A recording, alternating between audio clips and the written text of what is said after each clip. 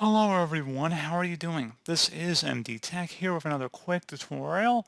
In today's tutorial, I'm going to show you guys how to resolve if you're unable to install games and apps from the Microsoft Store on your Windows 11 computer. So this should hopefully be a pretty straightforward process here, guys, and without further ado, let's go ahead and jump right into it. So we're going to start off by opening up the search menu, type in WS Reset. Best match should come back with WS Reset. Go ahead and open that up and give it a moment here.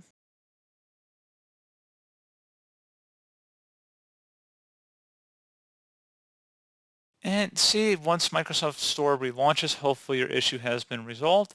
If you're still having an issue, something else we could try here as well. If you open up the search menu, type in apps and features. Best result, check out back of apps and features. Go ahead and open that up.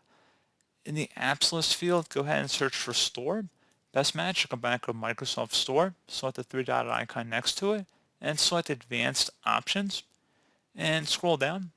Underneath reset, if this app isn't working right, we can try to repair it. The app's data won't be affected. Select repair. And then attempt to launch the Microsoft Store once again and see if your problem has been resolved. If you're still having an issue, you can try and select the second option here. If this app still isn't working right, reset it. The app's data will be deleted. Select reset. This will permanently delete the app's data on this device, including your preferences and sign-in details. Select reset. And then once that's done, go ahead and close out of here and then restart your computer.